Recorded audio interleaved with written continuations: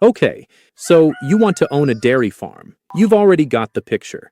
A red barn you can see from half a mile down a county road. A herd moving in at 4 in the morning like they've had the schedule memorized longer than you've been alive. The milk tank gauge climbing while you're still asleep. A number going up on something you own.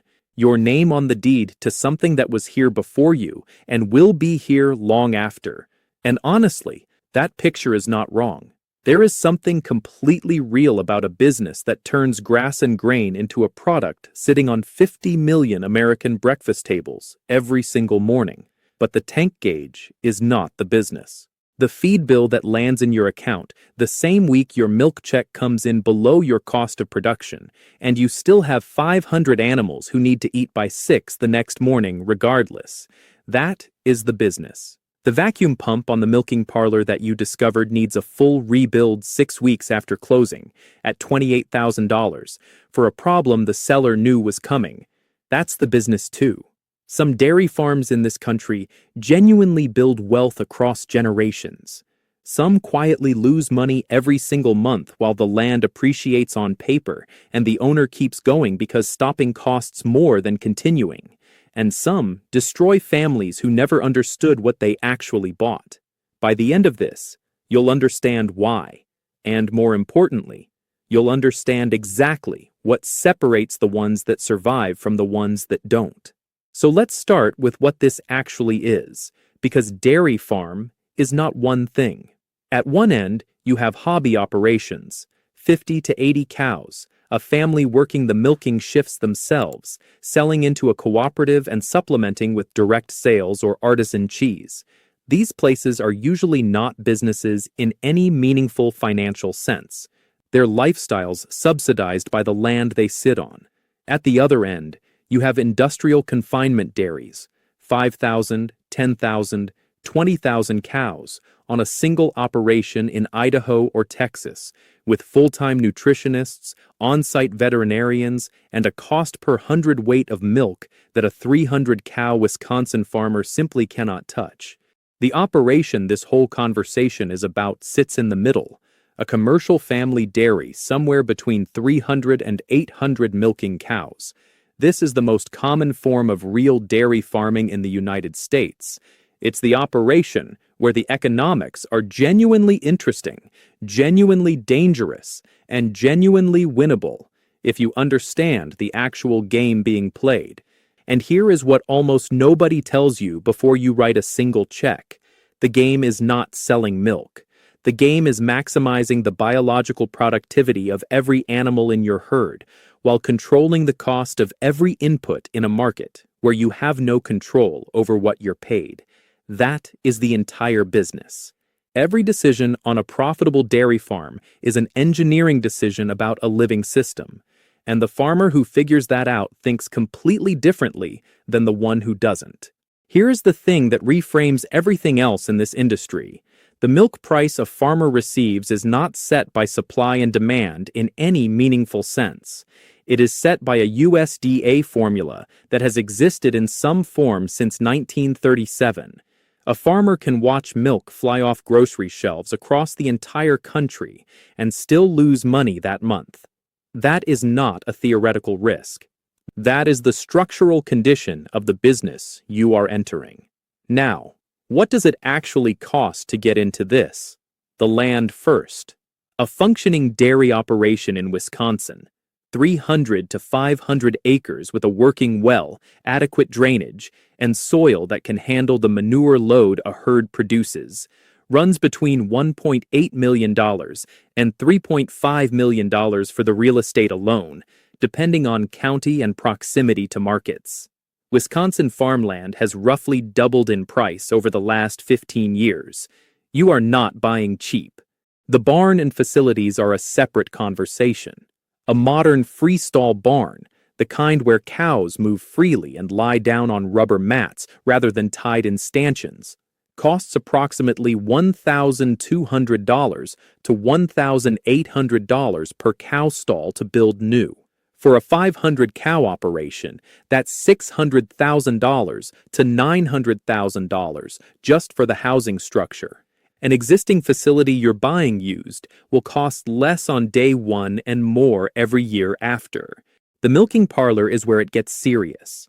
A parallel or herringbone parlor, the kind that cycles the full herd through 3 times a day, runs $400,000 to $800,000 installed.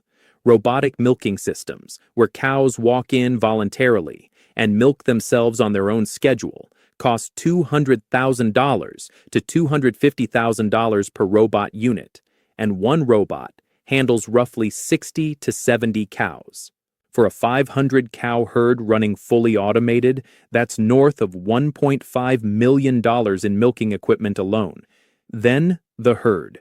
A quality Holstein milking cow in Wisconsin currently trades between $1,800 and $2,800, depending on production records, age, and whether she's pregnant. 500 cows at $2,200 average is $1.1 million in living inventory that eats, gets sick, and depreciates.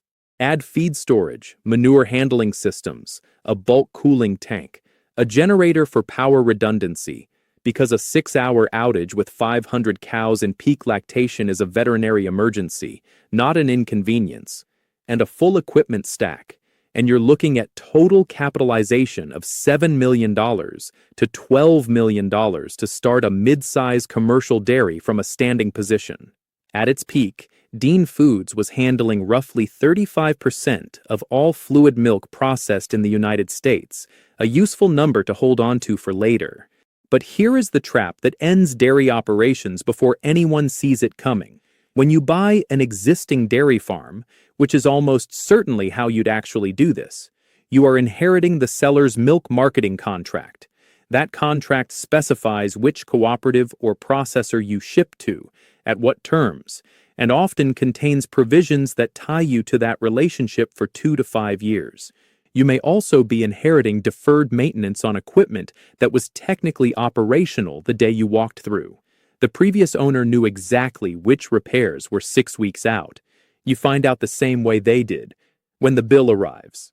All right, the money has to come from somewhere. Here's where it actually comes from. The base layer is milk.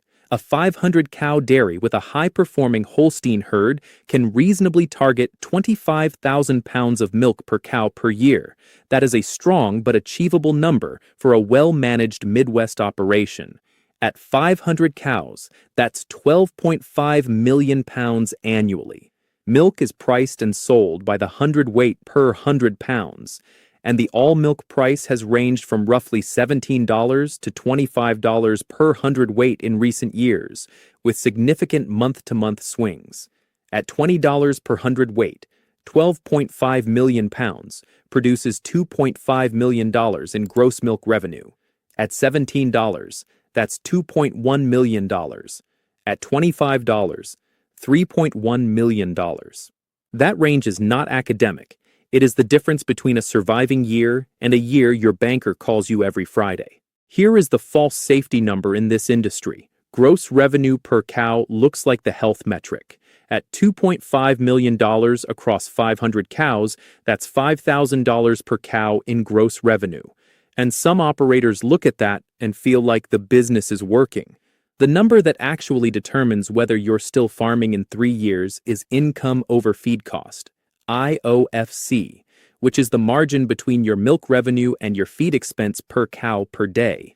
In a bad input year, a farm posting $2.5 million in revenue can have an IOFC that's barely positive or actually negative, meaning every pound of milk you ship costs more to produce than you're being paid for it.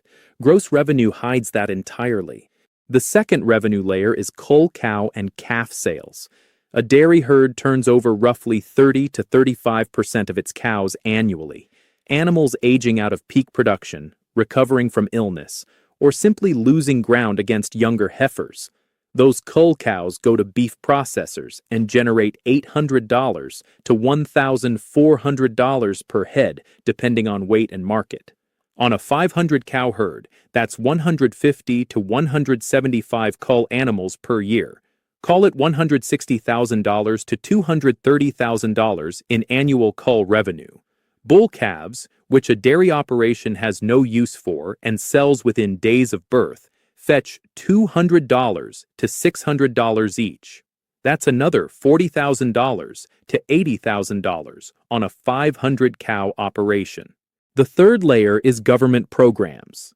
The Dairy Margin Coverage Program, administered by the USDA, provides payments when the national average margin between milk price and feed cost falls below a threshold the farmer selects at enrollment.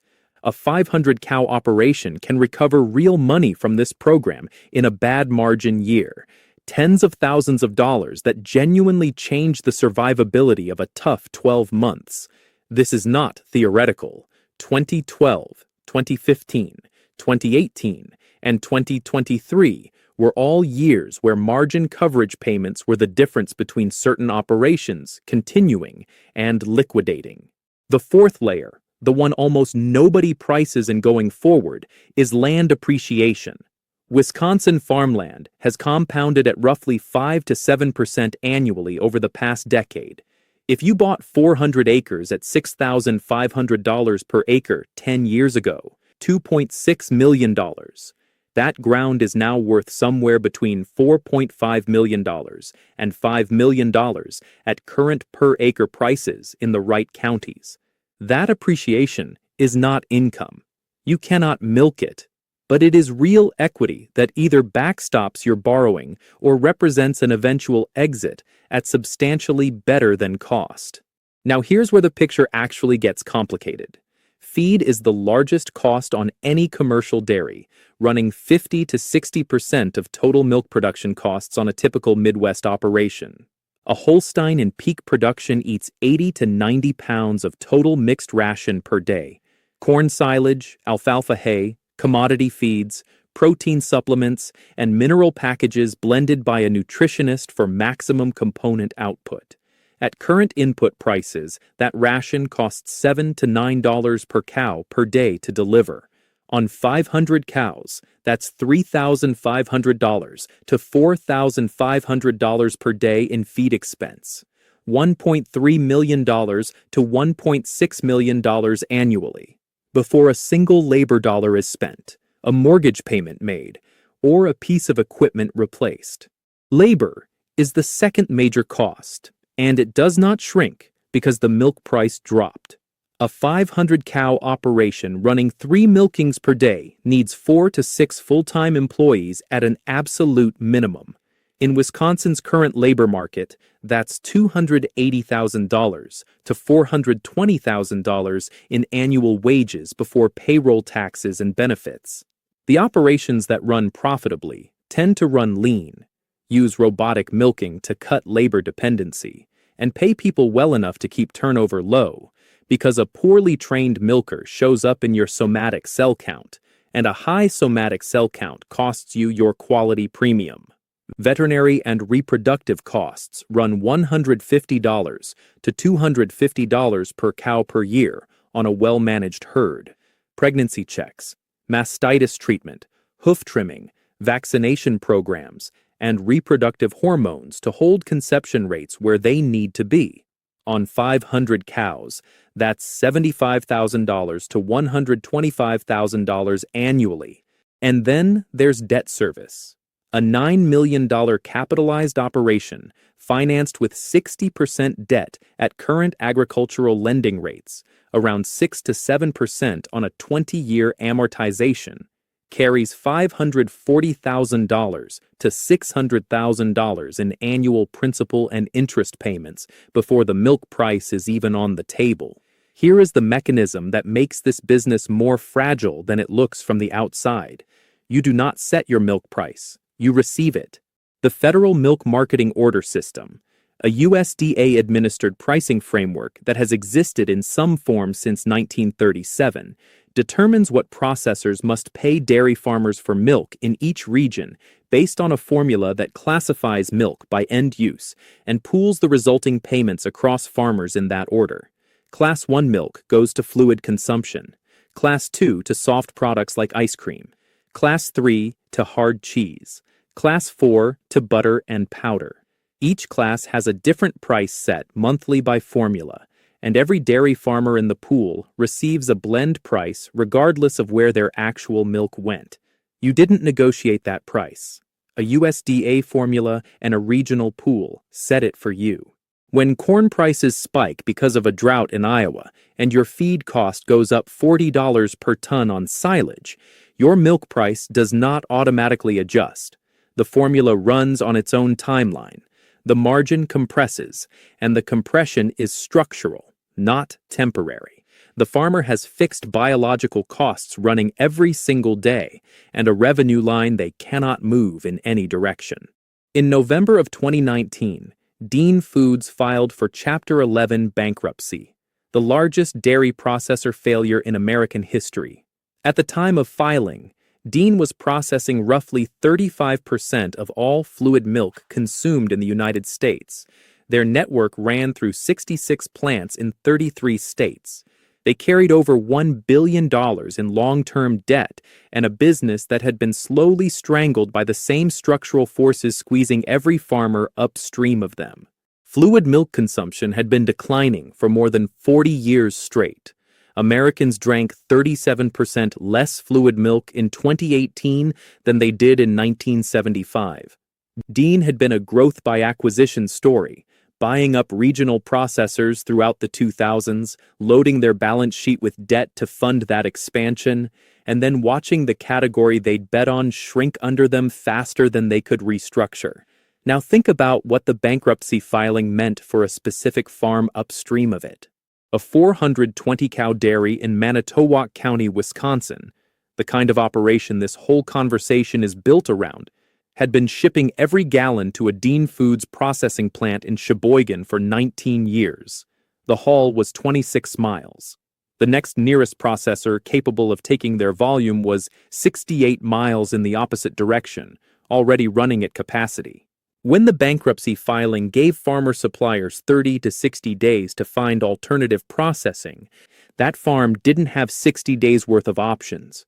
You don't just find a new buyer for raw fluid milk the way you find a new buyer for corn. There is no spot market. There is no open exchange. There are contracts, haul distances, plant capacities, and a consolidating industry that had been closing excess plants for 20 years before Dean's filing made it everyone's problem at the same moment.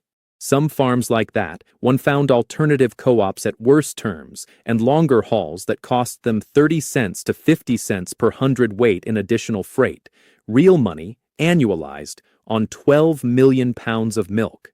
Some couldn't find a home for their milk in 60 days and had to dump it, and some shut down entirely. Dairy Farmers of America, DFA, ultimately acquired the majority of Dean's processing assets out of bankruptcy for roughly $433 million. DFA is a cooperative, meaning its members are dairy farmers, and it was already the largest dairy cooperative in the United States before it absorbed Dean's plants. The consolidation that event accelerated is the thing worth holding. By 2021, DFA and a handful of other large processors controlled the majority of the nation's fluid milk processing capacity. For the family dairy in central Wisconsin, that means your market options didn't expand after Dean failed, they contracted. Fewer buyers means more leverage on the other side of your contract negotiation, and you were already the price taker in that relationship. So, who actually makes money in this industry despite everything just described? The honest answer is not the farmer, or not the farmer alone. The operators who consistently build wealth in U.S. dairy fall into a few identifiable patterns. The first is scale with owned infrastructure. Large dairies, 2,000 cows and up, that have invested in their own manure digester systems generating electricity sold back to the grid, on-site feed storage that lets them buy inputs at harvest rather than at market peaks, and robotic milking that drives their labor cost per hundredweight below anything a mid-size operation can match. These farms can run a cost of production low enough that even a bad milk price year leaves them standing. They win through efficiency density, not volume alone. The second pattern is cooperative equity. Farmers who have been members of the major cooperatives, Land O'Lakes, DFA, organic valley. For long periods, accumulate equity in those structures. When DFA acquired Dean's processing assets at $433 million out of bankruptcy, assets that had been built over decades at multiples of that cost, the book value accruing to cooperative members was real.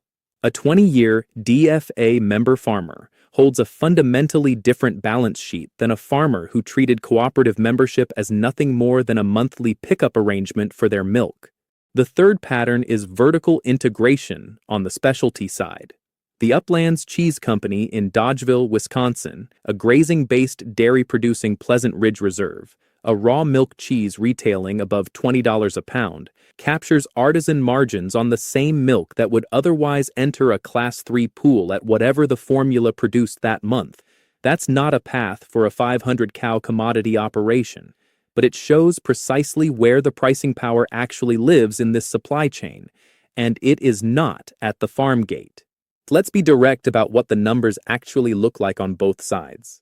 A good year, milk price above $22 per hundredweight, corn silage at reasonable input levels, no major herd health event, equipment holding, might produce $300,000 to $600,000 in net operating income before debt service on a well-managed 500-cow operation. After servicing a fully leveraged acquisition, you might clear $100,000 to $200,000 in actual cash to the owner. On a $9 million investment, that's a cash return of roughly 1 to 2%.